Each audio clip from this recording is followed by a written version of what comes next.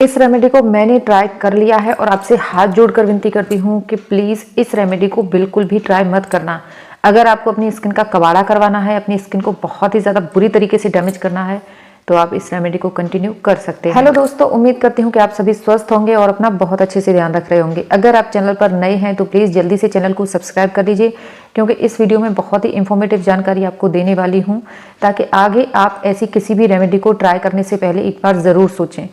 तो मैंने कुछ समय पहले एक यूट्यूब पर एक रेमेडी देखी थी, जो कि बहुत बड़ी यूट्यूबर हैं, उन्हीं की रेमेडी को मैंने ट्राई किया। वो कहती हैं कि इस रेमेडी को ट्राई करने से आपके जो फेशियल हेयर्स हैं वो पूरी तरीके से रिमूव हो जाएंगे, अगर आप इसे कंटिन्यू यूज़ करेंगे तो मुझे लगा कि रेमेडी काफ़ी इंटरेस्टिंग थी। हालांकि बहुत ही ईजी थी, लेकिन काफ़ी इंटरेस्टिंग थी। मैंने कभी भी ऐसी रेमेडी को फेस पर कभी भी मैंने ना ही देखा है और ना ही मैंने खुद ट्राई किया है। तो मैंने सोचा कि क्यों ना इस रेमेडी को एक बार पर्सनली खुद यूज़ किया जाए। हालांकि मैं जो भी रेमेडीज आपके साथ शेयर करती हूँ, तो मैं सभी रेमेडीज़ को पहले खुद यूज़ करती हूँ, उसके बाद आपके साथ शेयर करती हूँ। लेकिन फिर भी हम सबकी जो स्किन टाइप है, हम सब लोग डिफरेंट हैं, तो कोई रेमेडी किसी पर सूट कर सकती है, कोई भी रेमेडी किसी पर सूट नहीं कर सकती है। तो उसके लिए भी मैं बोलती हूँ कि सबसे पहले आपको पैच टेस्ट करके देखना है, उसके बाद ही आपको रेमेडी को ट्राई करना है।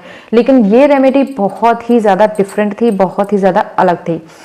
तो वो रेमेडी क्या थी, उसमें वो बता रही थी कि अगर आपको अपने फेशियल हेयर्स को, जो बहुत सारी लेडीज़ को पीसीओडी की वजह से या फिर हार्मोन्स इनबैलेंस हो जाते हैं, उसकी वजह से बहुत सी लेडीज़ को जिन एरिया में हेयर की जो ग्रोथ है वो बढ़ जाती है, उनकी बहुत सारे उनके बाल फेस पर आ जाते हैं, तो उनके लिए उन लेडीज़ के लिए फेशियल हेयर्स को रिमूव करने के लिए एक रेमेडी उन्होंने बताई थी। तो रेमेडी क्या थी, आपको लेना है बेसन, उसमें दही को ऐड करना है और उसका एक गाढ़ा लेप बनाना है और उसे अपने पूरे जहाँ पर भी आपको बाल हैं वहाँ पर आपको इसे लगाना है।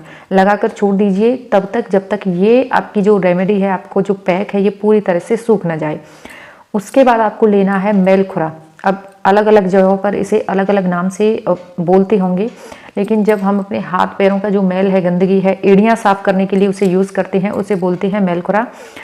उसे आपको लेना है और धीरे धीरे अपनी स्किन पर जहाँ भी आपको हेयर्स हैं वहाँ पर आपको बहुत ही माइल्ड, बहुत ही जेंटली, सॉफ्ट आपको उसे रगड़ना है। बहुत ही सॉफ्ट, आपको जोर से नहीं करना है, धीरे धीरे करना है।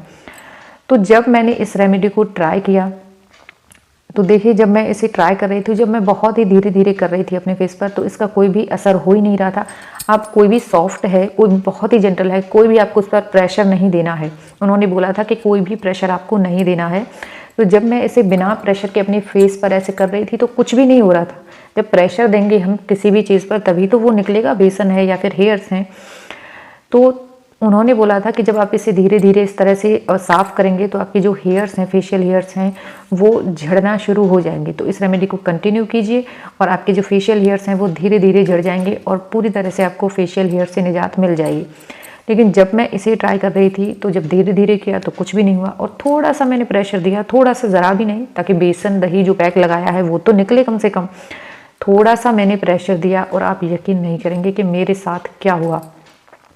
मेरी पूरी जो स्किन है वो पूरी तरीके से एक्सफोलिएट हो गई। ऊपर वाली जो स्किन है वो पूरी तरह से, यानी कि पूरी स्किन जो है, मेरे पूरा फेस ऐसा हो गया।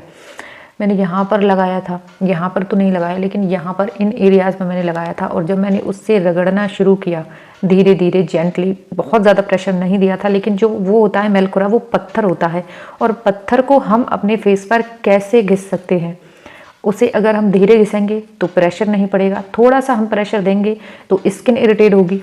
और जब मैंने उसे जैसे तैसे करके फेस से निकाला, थोड़ा सा प्रेशर दिया कहीं, और बिना प्रेशर के तो वो निकल ही नहीं रहा था, क्योंकि उस पर कोई भी मतलब असर ही नहीं हो रहा था। जब थोड़ा सा मैंने प्रेशर दिया तो वो निकल गया, और उसके बाद मेरी जो स्किन है वो इतना इरिटेट हो गई, रेड रेड हो गई मेरी पूरी स्किन, इतनी ज़्यादा जलन। मैंने सुबह अपने फेस पर ये रेमेडी ट्राई की थी और मुझे शाम तक मेरा फेस है जो बिल्कुल मतलब बंदर की तरह लाल, ये एरिया पूरा लाल, पूरी स्किन निकल गई। ऐसा लगा जैसे किसी ने मेरी स्किन को खुरच दिया हो बुरी तरीके से। तो इस रेमेडी का जो एक्सपीरियंस है वो मेरे साथ बहुत ही बुरा हुआ, इसीलिए मैंने सोचा कि एक बार अपने एक्सपीरियंस को आपके साथ ज़रूर शेयर करूं मैं। तो इसका जो एक्सपीरियंस था वो बहुत ही ज़्यादा बुरा हुआ। तो इस रेमेडी को ट्राई करने से पहले अगर आपने भी उनकी वीडियो देखी है तो प्लीज़ एक बार इसे ट्राई करने से पहले सोचना ज़रूर। और मैं तो कहूँगी, मैंने इसे पर्सनली खुद यूज़ किया है, तो मैं तो आपसे बिल्कुल हाथ जोड़कर रिक्वेस्ट कर रही हूँ कि ये आपका फेस है, आपकी एड़ियाँ साफ़ करने के लिए होता है, मैलखुरा पैर साफ़ करने के लिए होता है, उसे आप अपने फेस पर रगड़ेंगे, घिसेंगे तो आप खुद सोचिए कि अपने फेस का क्या हाल होगा आपके फेस का। तो पत्थर हमारी एड़ियों के लिए होता है, न कि फेस के लिए। अगर आप इसे करेंगे, अपने फेस पर रगड़ेंगे तो आप अपने फेस की पूरी तरह से बैंड बजा लेंगे। तो आपसे तो मैं यही रिक्वेस्ट कर रही हूँ कि प्लीज़ इस रेमेडी को अपने फेस पर बिल्कुल भी ट्राई ना करें, क्योंकि मेरा एक्सपीरियंस इस रेमेडी के साथ बहुत ही ज़्यादा ख़राब रहा। 4-5 दिन पहले मैंने इस रेमेडी को ट्राई किया था और अब 4-5 दिन बाद जाकर मेरी स्किन मुझे नॉर्मल फील हो रही है। मैंने बहुत सारा मॉइस्चराइज़र लगाया अपनी स्किन को ठीक करने के लिए। यहाँ से पूरी स्किन बहुत ही ज़्यादा इरिटेट हो गई, बहुत ही ज़्यादा ड्राई हो गई। तो प्लीज़ आप इस रेमेडी को बिल्कुल ट्राई मत करना। अगर आपको मेरी वीडियो ज़रा भी अच्छी लगी हो, ज़रा भी हेल्पफुल लगी हो, तो प्लीज़ मेरे चैनल को सब्सक्राइब कीजिए और मेरी वीडियोस देखने के लिए आपका बहुत बहुत धन्यवाद।